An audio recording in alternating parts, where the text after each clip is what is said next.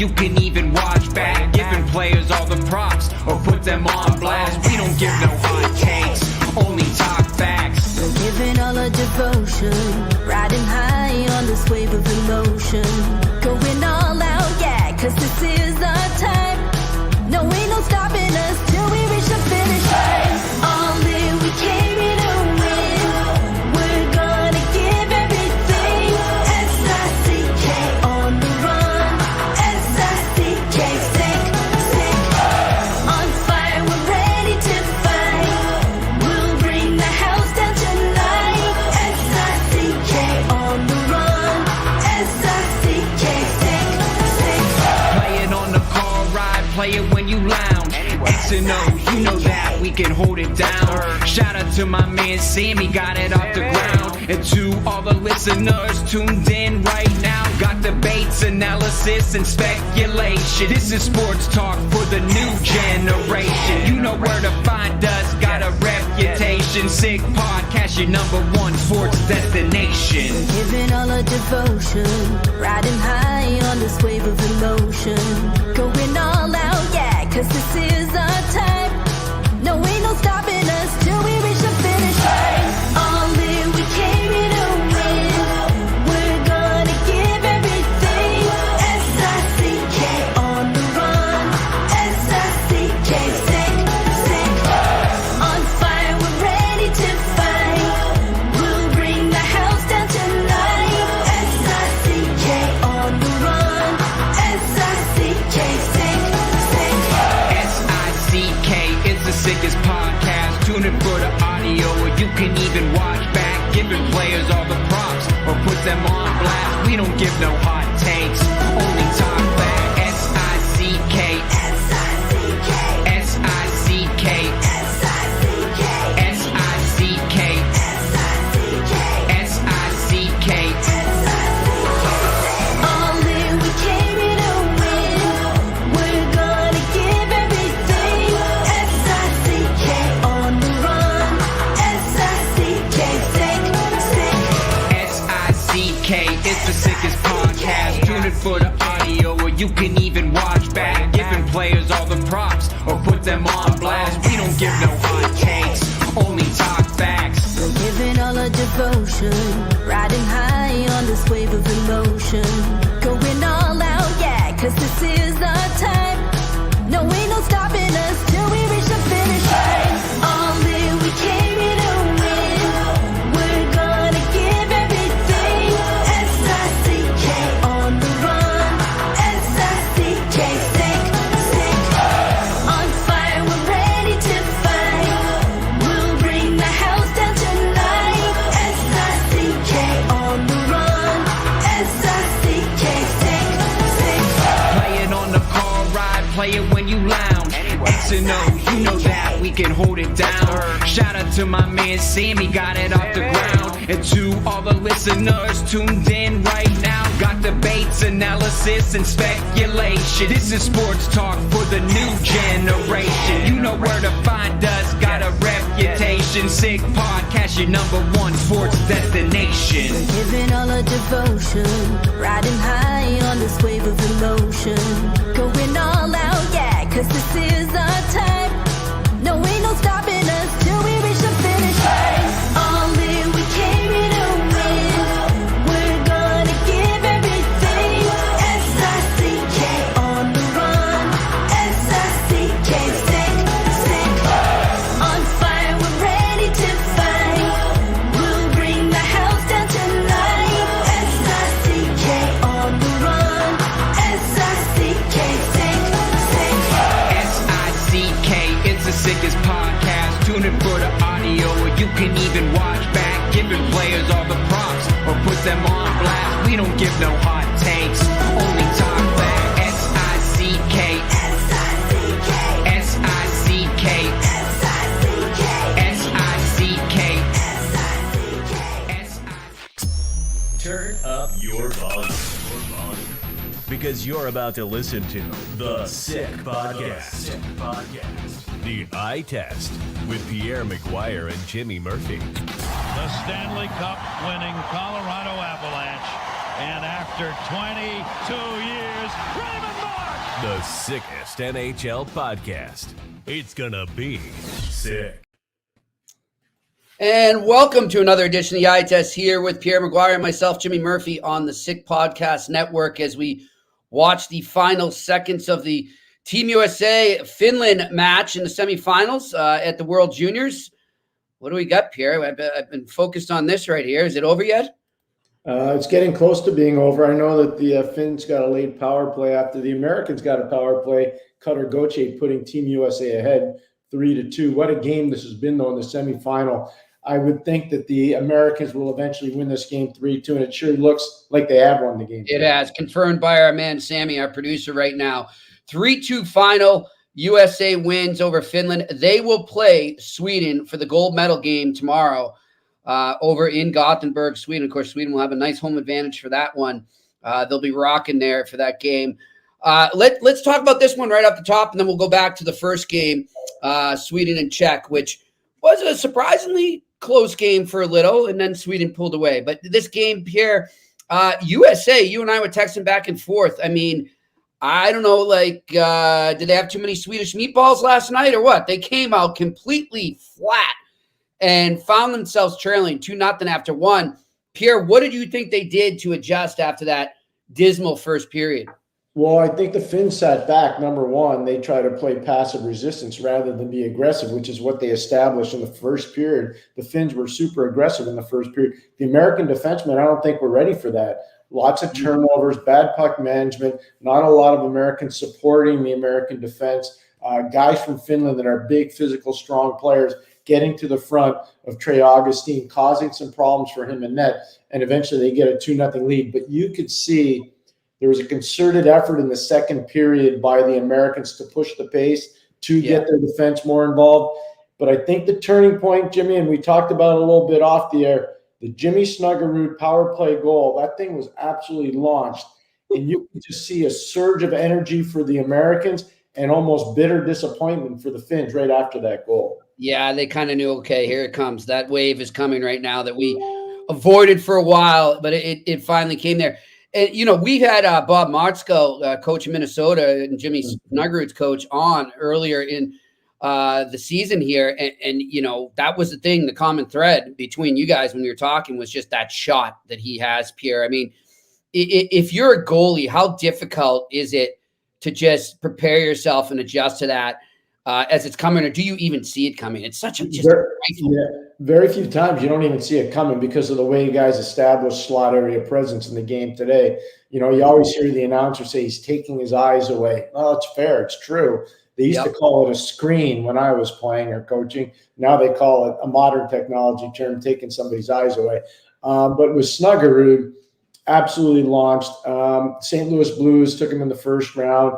He's been a marvel at the University of Minnesota. No, they haven't won a national championship there since he's been there. But, man, they came close last year, losing to Quinnipiac. I'd be absolutely shocked if he's not part of the St. Louis Blues after his college season's over, playing for the great Bob Motzko, who we talked about. Yep. There are not a lot of guys that can shoot the puck the way he does and get it off as quickly as he does. So I can't think there's going to be much adjustment for him to get into the National Hockey League and make a difference. Yeah, he's got such a poison. And then, of course, Will Smith gets a goal, Pierre. And, man, you know, he's having just one heck of a tournament. I believe he had a helper as well in this game, too. But what stands out about him when he's around the net? No, he's got hockey sense, and he knows how to find dead spots in coverage. He knows where to move without the puck and make himself available and make himself open. It was a great feed from Gabe Perreault over to Will Smith. Will Smith, a first-round pick of San Jose. Perreault, a first-round pick of the New York Rangers. And Ryan Leonard, the third person on that line, a first-round pick of the Washington Capitals. They all have a little bit something different. And Will Smith's thing is his hockey sense and his savvy around the net. Perreault's got magical hands. We played to that yesterday. Leonard is a dynamic forechecker. He can really shoot the puck well. He's a bigger physical guy, so he has more of a transition to forecheck, back check, in-your-face kind of a disposition. And so they all have a little bit something different, but they make Greg Brown, the coach of BC, a whole lot better. What a line that is for him. Amazing. It's unreal. It's unreal. And they are poised to go pretty deep in the NCAA tournament. All right, let's go to that Sweden game, Pierre. And like I said, credit to Czech. I mean, a lot of people didn't have him even sniffing this game and getting to that game. They did a great job, obviously, to beat Canada. They go to Sweden. They have it tied 2-2, headed to the third. But then, Sweden just sort of turned on the ignition and drove away. What was your take there on what they did differently to adjust, just like USA did in this game? Jonathan Lekkerimäki, he's played in the tournament now for 3 years. He's really poised. He's a first-round pick of the Vancouver Canucks, Jimmy. He's a gunner. I've watched him play since he's been 16 years of age. Played for Djurgården, and not only in the U20 league, but he also played for them in the SHL, the Swedish Hockey League, which is a tremendous league. And he's playing in that league as a 17 and 18-year-old when I was watching him. I think the biggest thing is that he made a difference. Liam Öhgren, who's a first-round pick of the Minnesota Wild, he made a difference. But on defense, the Swedes just big. They're mobile. They're unbelievably skilled. They make a difference. Vilander, who's a player, a first-round pick of Vancouver, who is at Boston University with Macklin Celebrini. He's had a tremendous tournament. So you look at it, the Swedes are tremendous defensively. They can counter with speed. They've got high-end skill and big-time shooting ability. That's a tough thing for the Czechs to match up with. And it was today. Yeah, let's go to that Lekkerimäki game-winning goal right now quickly. Sandin Pellikka plays it across Lekkerimäki, shoots, score! And that took 17 seconds on the power play for Sweden to take the lead back.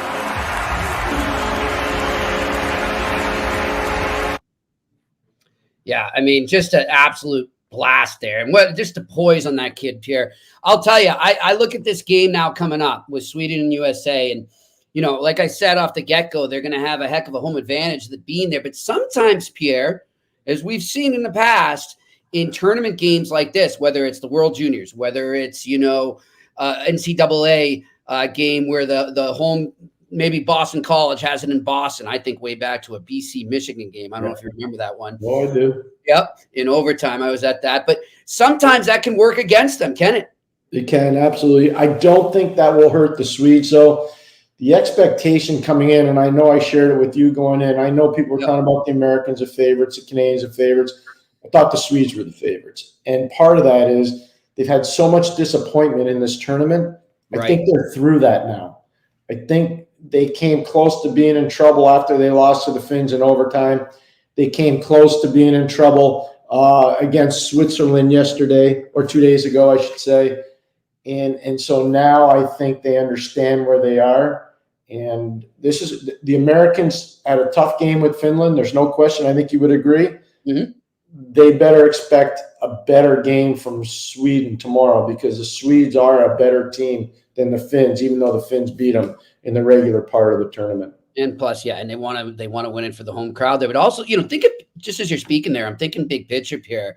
And we've mentioned a couple times how much Russia not being in this tournament has affected it.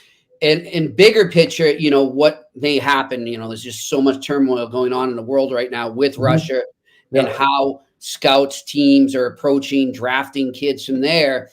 When you look at it, I would say if all this wasn't going on, I would say that Russia was probably the best hockey producing country in Europe.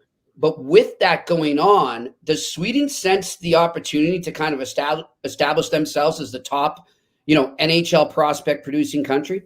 They're really good at it, and they've been good at it for a long time. They lost a decade of player. From the year that Marcus Naslund and Peter Forsberg were taken in the first round, Forsberg by Philadelphia, Naslund by Pittsburgh. From that draft, 1991, to when the Sedins got drafted in 1999, second and third overall. And that was all orchestrated by Brian Burke. Congratulations to him and the Vancouver Canucks. The Sedins were amazing for the Canucks for so many years. That was a decade of Swedish players lost. Think about that. From 91 to 99, there were no Swedish players being produced at a high level. And what happened was the Swedes were teaching systems rather than teaching skills.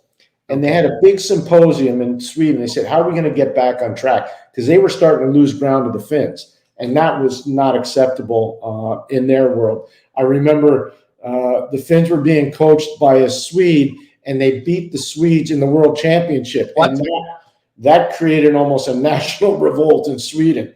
So they said, we got to have this meeting of the minds, and they did. And they went back to teaching skills and teaching fast-paced hockey and not playing the 1-2-2 trap. And all of a sudden, they started producing player after player after player after player. Yeah. And now you see the entire NHL landscape is not even overpopulated, but populated properly by phenomenal Swedish players. For sure. Because I just think back to the wave that the Red Wings brought in to the NHL. And I mean, we credit them all the time for the scouting they did in that area of the world. It's amazing how many Swedes they have brought into that organization over the years, eh?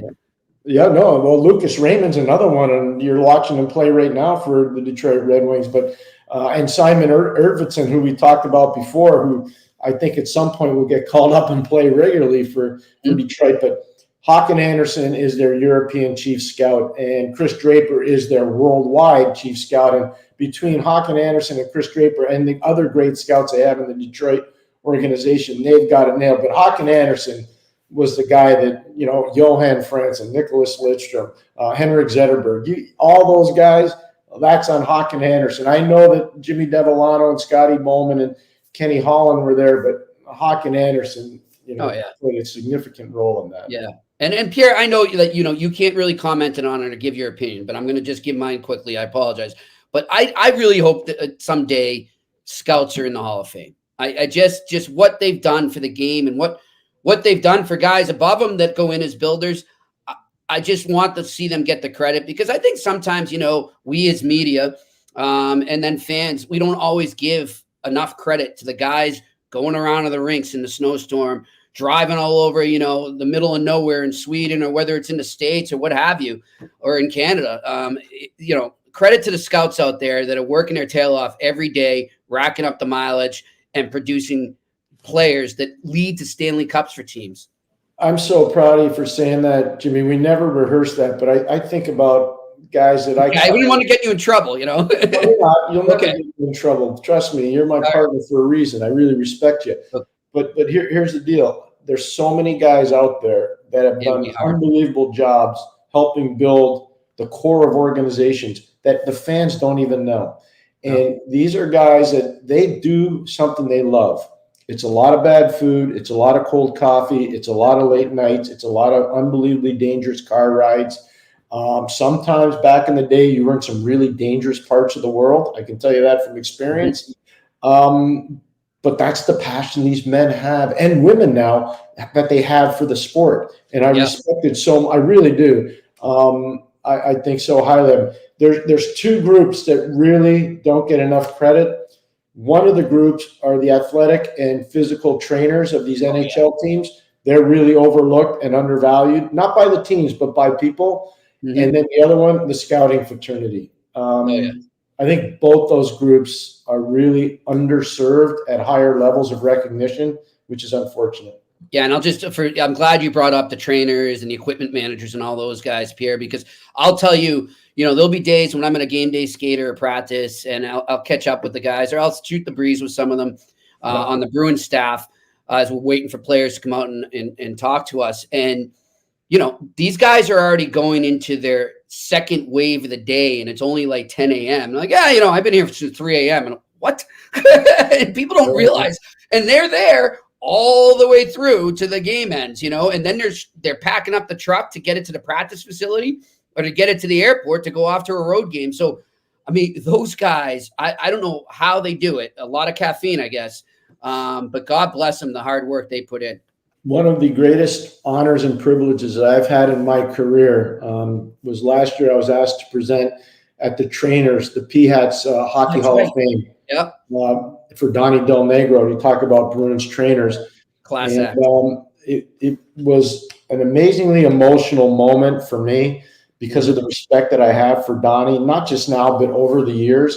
Yeah. And to have had the privilege to be asked to give that speech for his induction was phenomenal. It's something I'll never forget.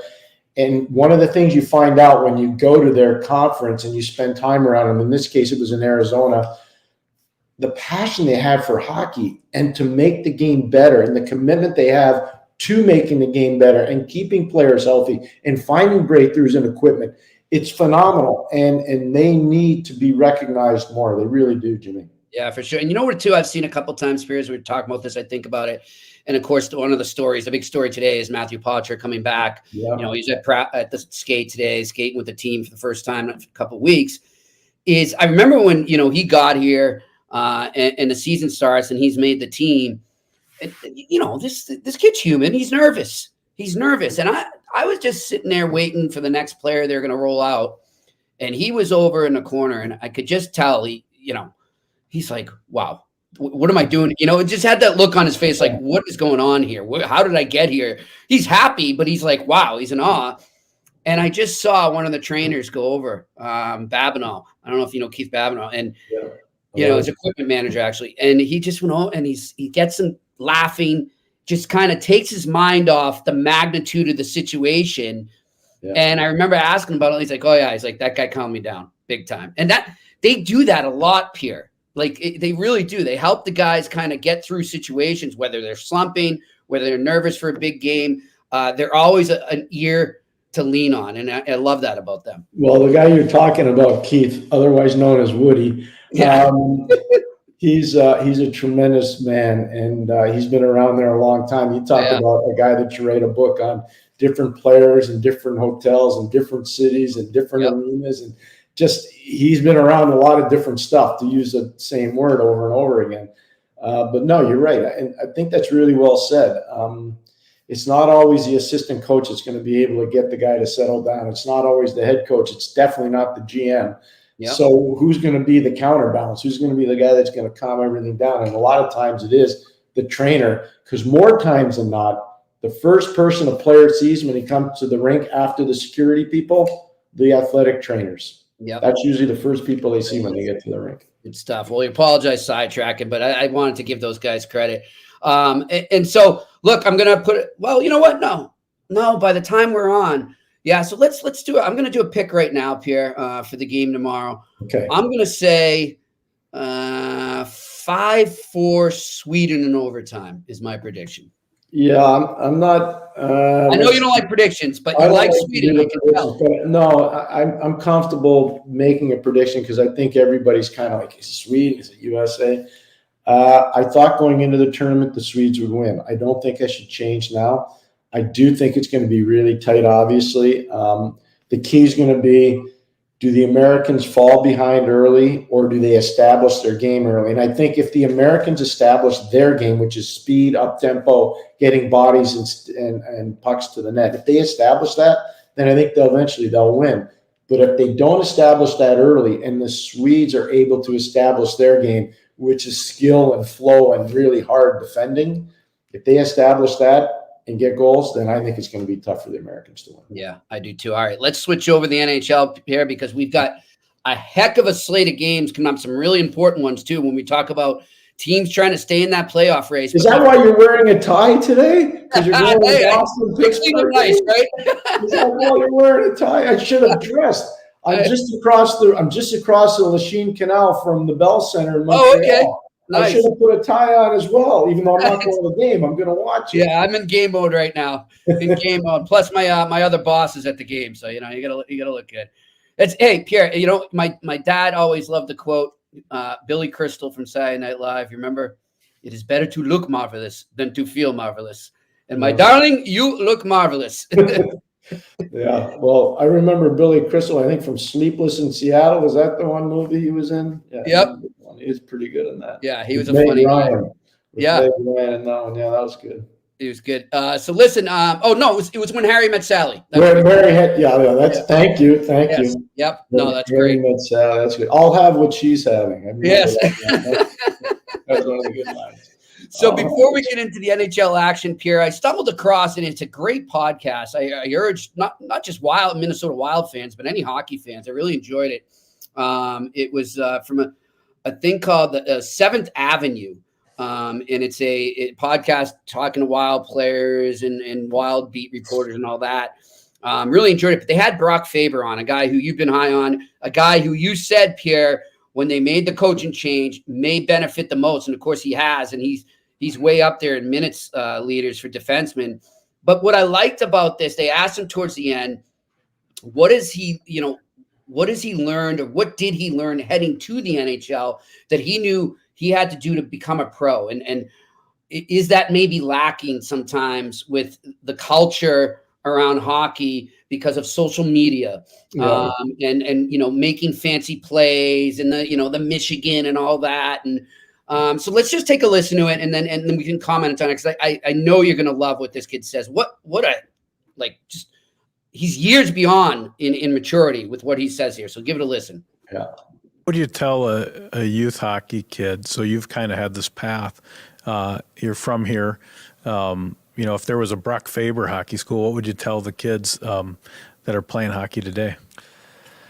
Yeah, I don't know. I mean, I feel like kids now are just so different from. I mean, I'm still young, right? Like, so me as a kid is different from some of the vets when they were kids. But even now, just like these kids have with social media and all this, and care so much about scoring goals and all that, which scoring goals are great, but winning hockey games are what matter. And I think being a good teammate, just being a good person, like I feel like there's kids that are just like little shitheads, like just be a good teammate, have fun, play this game, say thank you, do things the right way and live this life the right way, and good things will happen. But and I think coaches now are different too. Like when I was getting yelled, like I was scared shitless if we lost a game and I played bad and had to ride home with my dad or Curtis Janicki. Like we would hate that. Like that would be the worst thing ever, is you get in the car and you're crying because you lost and you're -2. You just can't even look up because if your dad just stares at you, it's like the scariest thing ever. So I mean, I don't know. Like I just hated losing growing up. Like nowadays, you think kids can be -2 and dads will say, "But that one toe drag looks." Yeah, that toe drag was great. Then you post a toe drag on Instagram with their hair and all that stupid tape jobs. It's like, yeah. Speaking of. Before we go on, and I get Pierre's take on that too. When Pierre and I were texting during USA in the first period, and he said they're toe dragging too much. They're looking for that fancy play. They're looking for the highlight reel, and sure enough, they tighten that up. But Pierre, just your thoughts on that. I love that take. I love it. Well, first of all, hats off to you for searching it out, Jimmy. And secondly, great on Brock Faber. Hopefully a lot of high school coaches in the state of Minnesota and around Canada and the United States will play that clip for some of their players, or maybe play it for themselves to remind themselves what the game is all about. I want to read you a direct quote from a college hockey player that spent the last 2 summers in the Minnesota Wild development camp.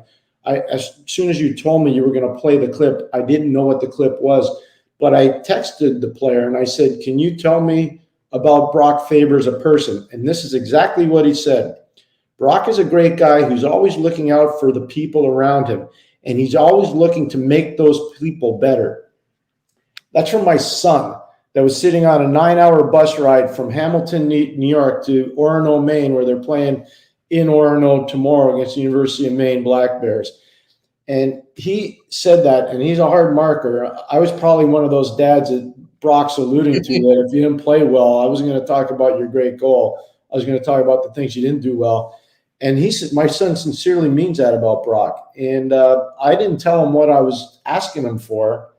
I just said, "Hey, tell me about Brock Faber." And so he did. And sometimes guys get on those podcasts and they say stuff that sounds really cool, but they don't really live that. They don't live it. This kid lives it. I can tell. And that's why I was convinced, having heard 2 summers of stories about what he was like in dev camp in Minnesota, I was convinced that this guy, when the coaching change happened, he would thrive. And clearly he's gone to another level. And yeah, it's great. And, he reminds me a bit of, because I've had some good conversations. I know you have as well, with Charlie McAvoy, Pierre. Mm-hmm. He's got his head on his shoulder really tight. He knows what's up. I love that. I love the work ethic that was oozing through him as he spoke there, and his bluntness. He's not afraid to call his peers out, and that's a leader. That's not him being a jerk. That's him being a leader. Yeah, no, I mean, I think about some of the better leaders. Chris Chelios, was a great leader. He was a maniac, but he was a hard guy. Like, he was a great leader. Jeremy Roenick is a great leader. I talked to one of his former line mates this afternoon. Jeremy's one of his former line mates. And he was telling me, like, playing with that guy was unbelievable because you knew he was going to show up every single night to want to be the best he could be. And his numbers speak to that when you talk about Jeremy Roenick. So hats off to him. But I think there's a lot to be said about everybody wants the polite, nice leader that says all the right things and then doesn't live it that way. Right. Sometimes the guys that are the most transparent, that people don't like their takes, those guys matter the most when it comes to leaders. Yeah, I don't want a politician for a leader. I just want a human. That's just get out there and be a human. Exactly right. 100%. Exactly. So great stuff there. Definitely. And if for our fans out there that haven't really been watching him closely, do yourself a favor, get on, watch a Wild game if you can, and just follow him throughout the game. Take notes, look at him. Come back to us if you want. We'll love to analyze. But I mean, you'll appreciate that we're telling you to do that because this kid is a hell of a player, and the Wild are psyched to have him. So, Jimmy, think about it. Now, to be fair, he was drafted by the LA Kings. He came over in the Kevin Fiala trade. But you think about it. When he was before the coaching change, he was playing 17 to 19 minutes a game. Yeah. Now, most nights he's playing 27 to 31 minutes a game. He's 21 years old. We're not talking about, an older guy here that's been in the league for a while. So, again, he's benefited and prospered under John Hines. There's no question. And that's not to knock the previous coaching staff. It's just every coach sees things differently. And they just see it different. And so John's gone in there and he's done a nice job with the team and he's done a great job with Brock Faber. There's no question. And a credit to the scouts too for Minnesota, who wanted him in that trade and insisted on it. I mean, that was a great hockey trade, by the way. Jimmy, if they didn't want him, I'd be worried because they saw him play a lot in their backyard. Right? So, I mean, and he was at the University of Minnesota. So, I mean, if they didn't know. Now, Pierre, forgive me for not knowing exactly where he went in the draft and where Minnesota was drafting. First round pick, LA. Okay. So was Minnesota drafting after them that year? I don't remember that. That's a great question. Okay. So I'm wondering, though, you'll confirm this to our listeners out there because I've had talks with GMs and scouts about this.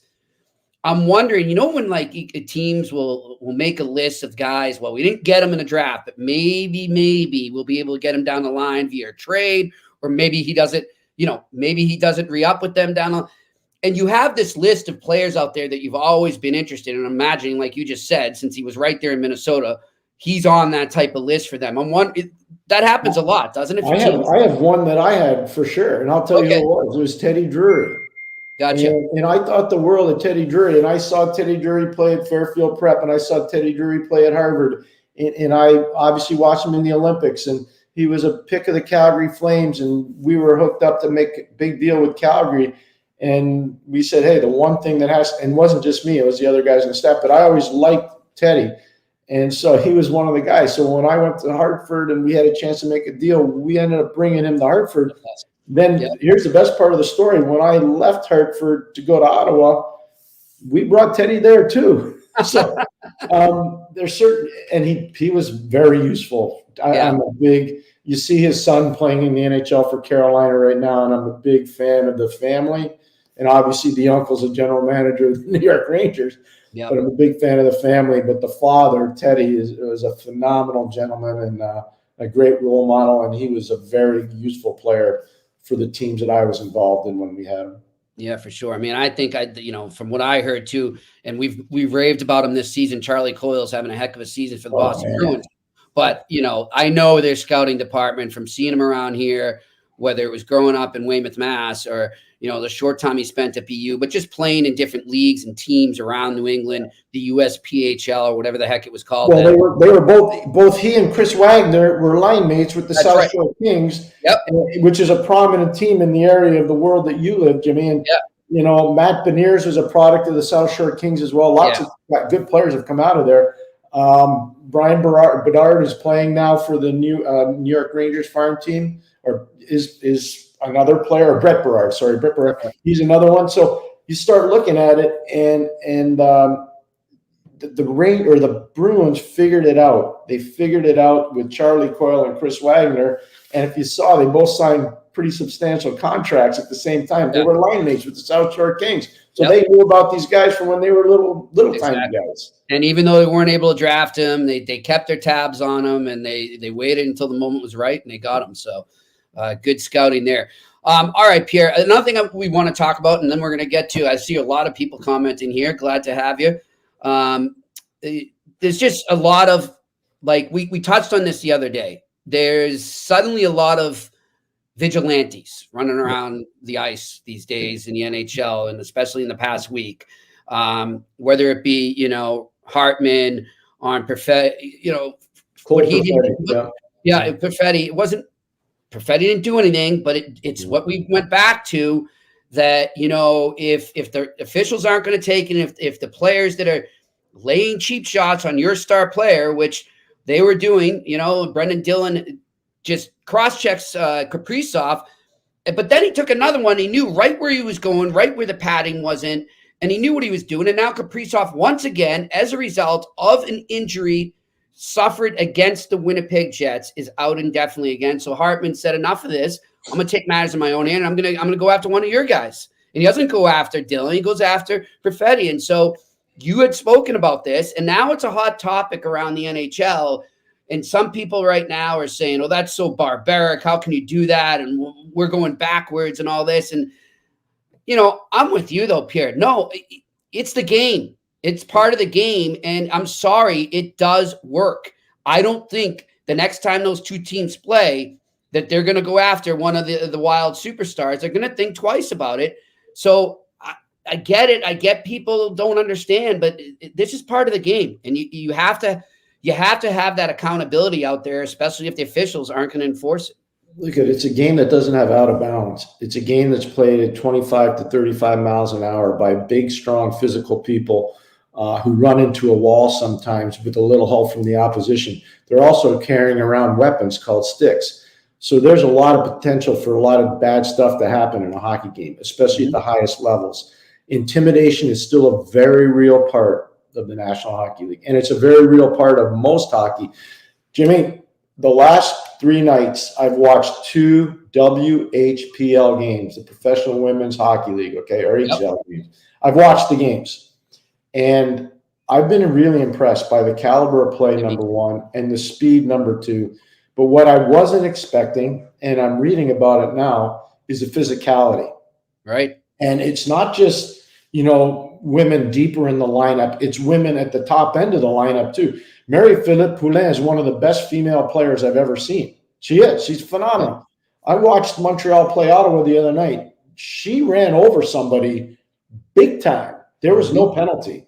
And it was not like accidentally on purpose. And so, to me, the biggest thing is intimidation in every part of hockey. It does, as long as hitting's involved. And I did not know going into the start of the PWHL that they were going to allow hitting the way they have. And I read some quotes today from Carla McLeod, who I respect unbelievably. She's a head coach of Ottawa in the league. And when I was covering international hockey on both the men's and the women's side, she was a prominent undersized defenseman for Canada. There was really no hitting, but there was bumping. They say in NASCAR, if you're not rubbing, you're not racing. Yeah. That's kind of the adage they had in women's hockey back in the day, okay? And she was a part of that, and she's a tremendous hockey mind and a really good coach. She even talked about it. She said, I wasn't expecting hitting like this. She goes, I'm glad I'm not playing because I wasn't built for that. So it shows you that this is an elite woman player. She was an elite player, and she's a really good coach. She even recognizes the fact that, intimidation is part of the game. It is. And that's the way it's going to be. And look, we don't want the game to not have skill on display, but at the same time, I also don't want guys to get hurt. I mean, and people need to think twice if they're thinking about doing something like we've seen a few guys do, namely a guy in Florida, who I don't even want to get into it, but Pierre, the league needs to pull him in. You know who I'm talking about? Yeah. You want to say number 21, Nick Cousins? Yeah. I know. They need to pull him in. They need to, because something's going to happen to him. I hate to bring up a horrible moment in NHL history, but you think back to the Vancouver Canucks. Yeah, that's not going to happen. I just don't want to see it happen again.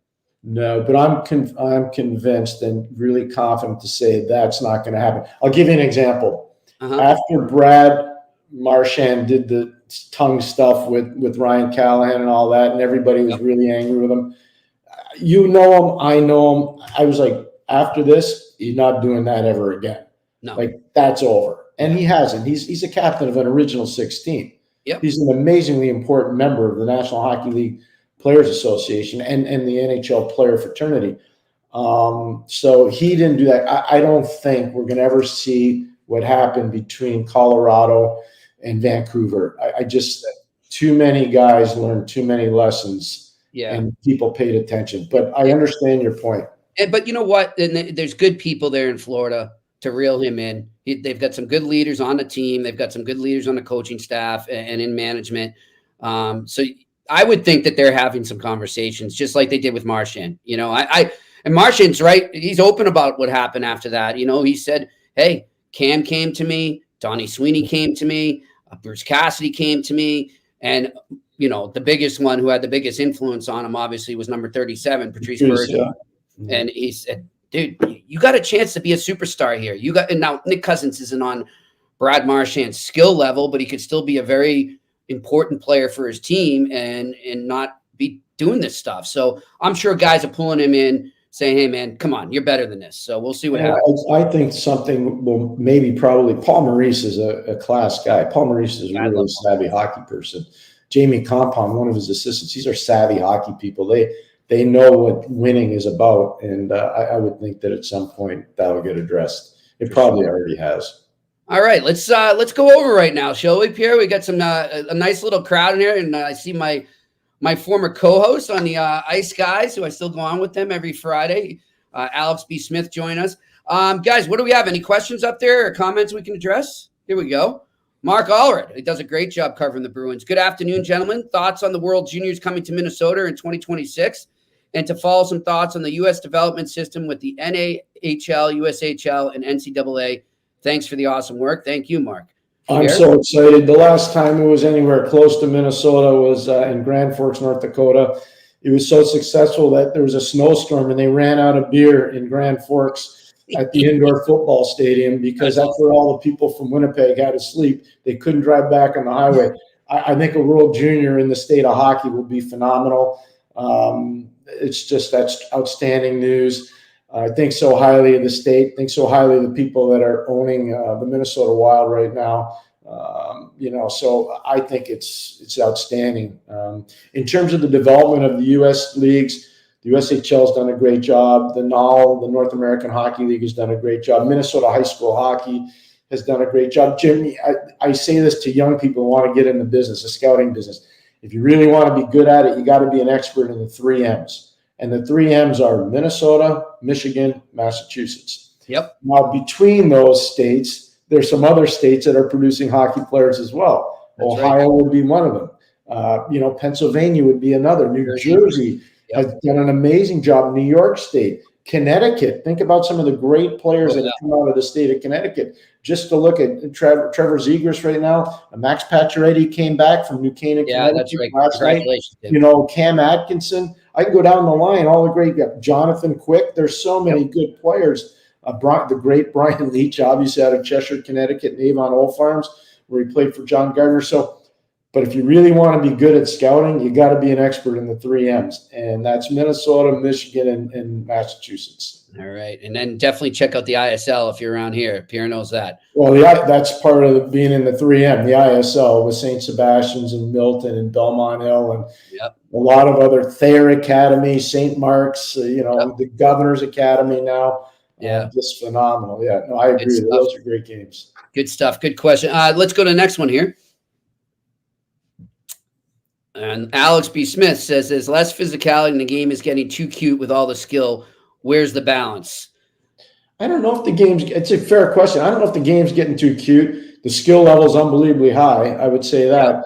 But some of the hits, I don't know if you watched last night, Bobby McMahon's hit on Pavel Minchnikov. Why is he getting kicked out on that though, Pierre? I thought that was he got thrown out for that, didn't he? Yeah, no, it was a clean hit, but they reacted to what they saw afterwards. But that's my point. So Minchnikov, here's the difference. Bobby McMahon is a mature physical person. He went to Colgate University, played 4 years, never drafted, started in the East Coast Hockey League. finds his way, obviously playing in the National Hockey League with the Toronto Maple Leafs. He needs to do something to stay in the league. So his thing is chip it, chase it, check it. So this happened to be him coming at full speed on a 19-year-old defenseman who's, I guarantee you, his name was circled and his number was circled in the pregame meeting. Don't let him jump into the rush. Don't let him jump into the cycle and put pressure on him on the forecheck because he's that good a player. McMahon's following the rules. He says, I'm going to do what the coach tells me. Bam. And he does it. And now you got to give Lyubushkin credit because McMahon's a strong physical guy. Lyubushkin came right in and defended his teammate and countryman and fought McMahon. But I thought the referees made a bad decision there. Yeah, I did too, especially with some of the other hits we saw that didn't get that type of penalty, Pierre. I think that's what people are frustrated for, just a little more consistency. Let's go to the next. Let's go to the next one here. Gentlemen, thoughts on the state? We talked about this yesterday. This seems to be an issue, a hot button issue up north, eh, Pierre? Yeah, well, part of it is, you're so spoiled for so long in Canada. With all the goalies. You just were. And it started, I think the new wave of goalie, Francois Allaire, the great goalie coach when he had Patrick Roy, and obviously his brother Benoit, who does such a good job with the New York Rangers, whether it be with Henrik Lundqvist or Shesterkin or now Jonathan Quick. It's just amazing to see what the Allaire brothers have done to influence that position in particular. But there's so many other good goalie coaches out there. But in Canada, for whatever reason, it's kind of dried up a little bit. I think eventually it'll get back. It's cyclical, yeah. It's cyclical, though. It is definitely cyclical. And, most fans don't know this name unless they're huge connoisseurs of Swedish hockey. But Jesper Wallstedt is a draft pick of the Minnesota Wild. He's playing in Iowa right now. I'm not going to say he's the next great one, but he's really good, Jimmy. Yeah. He's really good. He is. And he's just one example. So there are guys from all over the world that are really evolving and developing. And I think that's maybe why the Canadians get a little frustrated from time to time. Yeah, and I'm glad you brought him up, too, because I remember we had Billy Guerin on, too. But I think, with their situation there, Pierre, what we've seen Billy do with his goaltending over the last 2, 3, 4 years, to me, it just struck me as they're just waiting. They're not, they're gonna patch the hole here. I shouldn't say that's a little strong, but they're bringing in good goalies. They're not gonna just stink at the position. No, I get it. But they're also not going to go crazy and sign a veteran when they know he's coming. And that's the reason for you Wild fans out there that they haven't gone out and tried to acquire a big name between the pipes. I mean, yeah, they got Marc-Andre Fleury, but of course he's at the end of his career. They know what's coming there. And hey, listen, Philip Gustafson's done some really good things there. He has. They got him from Ottawa. And the reason why they got Philip Gustafson from Ottawa, Billy Guerin was part of the Pittsburgh Penguins organization when he was drafted in the second round. That's right. The Penguins. So, I mean, it's not like they're not good at goal. They are. The truth is, though, Jesper Wallstedt might be a really big difference maker. So they're developing him properly. And I know one thing that happened internally in Minnesota, they made sure with their development people, and Brad Bombadier's ahead of their development. Cody McLeod's part of that group. Frederick Shabbat is part of that group. Matt Hendricks is part of that group. They do a really good job with their development. They made sure that Wallstedt was looked after in terms of how he was going to be developed because they knew they had a diamond. They just had to make sure that it got rounded out properly. And I love that they're taking their time with it. I love it. That's the key. That's the key. I mean, look, I think that Levi and Buffalo, I think he's going to be great. But at the same time, they might have jumped the gun a bit. Do you think? I don't know about that because I think there's a lot more ailing Buffalo than just the goaltending. I got you. I think the roster's really similar right now. They try to load up on skill and they kind of undervalued character, which is what's the eye test? The eye test, yep. Well, the eye test. So they went more on numbers than they did on the eye test. I think now Kevin Adams is realizing they've got to change a couple things. And I think they're well on their way to doing that. I think it's more than just that with the goaltending in Buffalo. All right, let's go to the next one. Who will be the first goalie traded? What a great question. That's the question of the year now. What a really good question. Randy, I think the gentleman's name? Yes, Randy Workman, yep. Yeah, Randy, that's a great question. I'm going to think it's going to be somebody from the Montreal Canadiens. Okay. I just don't know who it's going to be. Yeah. I heard some other analysts out there, Pierre, saying that the prices, not just for the Montreal Canadian goalies, have been very high right now. Well, Gibson's if Gibson's getting traded out of Anaheim, what's the price point on him? Right. I mean, so I think a lot of guys are waiting for that price to come down on a lot of them right now. A lot of these GMs are kind of saying, all right, I'm going to hold back. I'm just going to tread water as much as I can because I don't want to give that up. So be interesting to see if the prices come down as we get closer to deadline here. But Pierre, you said it before we went into the holiday break, and I still think you're going to be right. I think we're going to see things sooner than later in terms of trades, and especially at the goalie position, because there's so many teams right now that thought they'd be in a playoff spot that need a goalie. Yep, and one of them obviously is in Edmonton, even though I give them a lot of credit. We talked about Coach Knobloch and Paul Coffey and the job they've done there. They've done a really good job. I think people are looking at the model in Vancouver right now, and I think Jimmy Rutherford kind of did it, along with Patrick Alvin. They did a really good thing. They recognized that they needed to be deeper behind Thatcher Demko, and they had internal knowledge of Casey DeSmith. Obviously, they were in Pittsburgh with him. And you look at what Casey's done in Vancouver, I think people are looking at that saying, okay, we got a 1A in Thatcher. There's no question Demko's a 1A. We need to have a little bit better than a 2. We need a 1B. And Casey's doing that. He's doing that. I'm telling you, Jimmy. So I think teams are looking at it now saying the days of 14 straight years from Marty Brodeur of 65 or more starts, those days are gone. They're gone. They're gone. So we need to find somebody that can play probably 30 to 35 games at a 1 level. Mm-hmm. And I think that's kind of where we are right now in the league. We'll see where it goes. What's the next question we got here? Pierre, your thoughts on goaltending the theme today. On Blackhawks goaltending, Comesso is the future, but how long of a leash should the organization give Soderblom? I think a longer leash than you would think, Alex, just because they're in such a major rebuild and retool. It'll be interesting to see when they become sellers, how many of their older players they start to move along. The other part is, obviously the Taylor Hall injury earlier this year was a problem for them in terms of what they were going to do. But I think goaltending is something eventually that will sort itself out. Now, we talked about the South Shore Kings before, and I don't know if Alex knows that, but Drew Comesso was the goaltender of the South Shore Kings. He was a tremendous goalie for the South Shore Kings before he went to Boston, the National Team Development Program, and then Boston University. So I've known Drew's body of work for a long time. I think he's got tremendous upside. All right. Next question, please. Mark has another one here. Speaking of goaltending coaches, how about Bruins Bob Essenza and the addition of Mike Dunham a few years ago, and how the two of them have been a crease developmental machine in Boston? Well said, Mark. That's good. Well, first of all, Bobby Essenza, I think we talked about in one of the first shows. Maybe one of the most underappreciated goalie coaches in the National Hockey League. He's done a great job, whether it was Timmy Thomas. You look at all of them. Look at what he's doing now with the guys he has right now with Swayman and Olmark. You look at what he did with Tuukka. He's done some great work. Now, Mike Dunham, listen, again, transparency matters. Mike Dunham's a kid from Shenango Bridge, New York, okay, right outside Binghamton. His father's a golf pro. I remember watching Mike Dunham play at Canterbury Prep School. I'm just telling you right now, I'm coaching at St. Lawrence. And I remember calling Mike's father up and saying, we really want your son. We think Mike's going to be a huge impact player in the game. And he would really, we're losing guys right now. Paul Cohen's graduating. Les Kuntar's only going to be here for 1 more year. Then he's going to sign with Montreal. And so we need a starting goalie.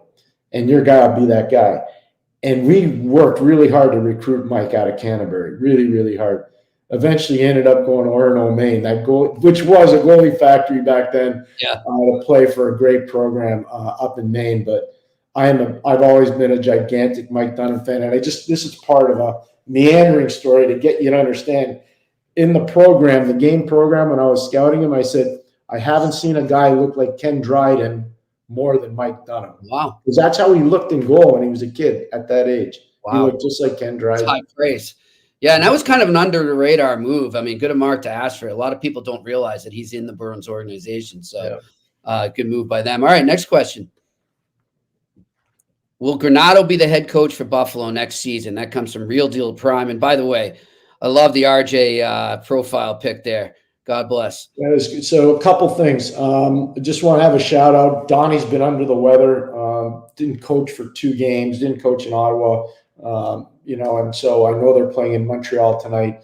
I hope he's feeling better, number one. Number two, a shout out to his brother, Tony, who's battling cancer right now. And I know Tony pays attention to what goes on here on the eye test, and stay in touch with Tony very often. And I know that he's making progress in his battle. So that's exciting. But that being said, I could see that staff being changed a little bit behind the bench.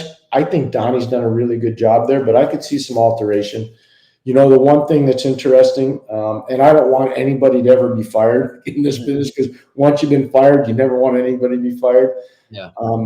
Michael Pekka is a former Sabre, obviously, he still lives in upstate New York, has done a magnificent job as an assistant coach with the New York Rangers. And he was a great coach with Rochester in the American Hockey League. I watched his work firsthand because our team in Belleville, when I was working in Ottawa, played them so often, especially in the playoffs. So got to know him, again, his body of work as a coach.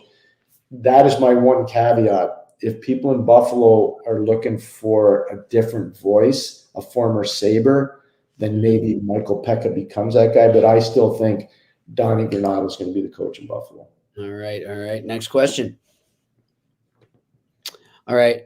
Enter Tap. I hope I'm pronouncing that right. Do you see the league trending towards a 3-goalie system by increasing the roster spots? I think it's time. So they don't have to e-bug, eh? No, I get it. I have a hard time understanding that and believing that teams would use a roster spot on a 3rd goalie and eat up cap space. I know I can tell you this. We did it in Pittsburgh, and one of the reasons why we were able to do it when I was there coaching, the guy that was the 3rd goalie, Wendell Young, was one of the best team guys you'd ever have. Yeah. He was a phenomenal teammate. He never pouted. He never complained. Tommy Barrasso and Frank Pietrangelo were our guys. And then Frank got traded, and we brought in Kenny Reggett. But I can tell you, Wendell never complained, ever. And it got to the point, the first playoff run, 91, when there was no salary cap, the players weren't making as much, obviously, but they still had to stay for the 2 months, the Black Aces, and Wendell was part of that. And so we gave him a credit card, and he was in charge of the credit card. And after every day on the road, the guys, the Black Aces, would get $500 to go out for lunch, and he was in charge of it. And that's how much we thought of him. So nice. It can work when you got the right people. Yeah. The 3-goalie system is hard, Jimmy. Yeah. It's really, really hard. Yeah. I mean, what Montreal's doing, and I give them credit. They've done a good job with it, balancing it in Montreal. They have, but you know why they have? Because all of those guys are good guys. Primo's a good kid. Montembeau's a good kid. You won't find a better person than Jake Allen. Just telling you. So those 3 guys are salt of the earth people, and they're never going to complain, which is a big part of it. For sure. All right. We got time for maybe 2 or 3 more. Let's get another. Jimmy know how to like it. I like it. Thank you, Real Deal Prime. I appreciate it. All right. You want to show me up because you got a lot of hair there. I don't know. It's going, Pierre. It's going. It's all right. All right. Let's go to the next one. Gentlemen, should the Bruins speak? Goalie's the theme today. Should the Bruins trade one of their goalies? That comes from Randy Workman. I'm going to just say before you do, Pierre, no, not now. Off season, yes. I think it comes down to where they are just before the deadline, how the team is playing, what's their injury situation, and how much confidence they have that they can make a push to win. And if they think they're a player away from winning and they think the goalie's going to bring that player in, then I think you do it. If you don't, and you still think you can win with the roster you have, then I think you keep both goalies and you do that in the offseason. Well, it's interesting, too, that this question comes up because I was working on a story before we hopped on the podcast. It'll be up on Boston Hockey Now later. But this was Jim Montgomery today, Pierre, speaking about the goalie rotation because he was asked on the local radio station. He said, they said, would you go with the goalie rotation in the playoffs? Would you have done it if you had a second chance last year? And he said, yes, hands down. And that's what I plan on doing in the playoffs this year. So, as far as he could just be And again, things can change. But in his head right now, that's what he's going into the playoffs with is a goalie rotation, which is interesting. Remember what I said before, Jimmy? I think it's becoming kind of the in vogue thing in the league. People realize the game's too fast, the shots are too hard, the crease traffic is too heavy. People understand that it's a tiring thing to be the guy that plays. Yeah, that's what he mentioned. Games. And I'm just telling you, I see it. I'm watching all these teams, and no, you've got to have a 1A and a 1B, and Vancouver's situation speaks volumes as to where they are right now in the standings, and a big part of it is the stability they have in goal. Yeah, I mean, this was one of the quotes. He said, the mental demands are significant. If you know you can have a day off to get a breather, reset, refocus, and bring your A game again, I think it just behooves us to play to our strengths. So there you go. That's exactly what you're saying, Pierre. Final question here on a Thursday eye test. That's a great point by Alex. Alex, he could. Don't forget Fantilli in Columbus. Don't forget Cooley in Arizona. They're very good. Don't forget Minchikov in Anaheim, who's been fantastic. Great class. Yeah. Well, we talked about him before we had Greg Cronin on, if you remember. Yeah. And Cronin couldn't say enough good things about him. So I would have Faber in the discussion. To think that he would win it, surefire. No, I couldn't say that, because one of his old teammates from the University of Minnesota, Cooley, he's pretty good. And the other Big Ten guy, Fantilli, he's pretty good too. Yeah, Fantilli is something else, man. That's another thing too. Like, I know a lot of people don't get to see Columbus games a lot. Go watch them if you get the chance, and you're going to enjoy watching Fantilli for sure. Hey, want to remind everybody, want to thank everybody for being here today. Don't forget to press the like button and subscribe there. And we really appreciate it. Of course, you can hear us, the replay of this on all the other platforms that you get your podcasts on. So another great show here, Pierre, and we're going to start having guests on again next week. We'll get into that Monday to Friday rotation, 4 to 5 p.m. Eastern here live. And then again, you can hear the repeat after that. Pierre, before we go, I'm going to just ask you off the top of your head, is there one game you're honed in on tonight? Because there's some beauties. Yeah, there are. I think the one that you're going to tonight, Boston-Pittsburgh, is one that I'll be watching. And I think a big reason why is, Pittsburgh, they're trying to get traction in the standings. Boston, I think, is trying to figure some things out. And so I want to see, obviously, where Pittsburgh is right now. By the way, I think you agree, Jimmy, Sidney Crosby's been amazing.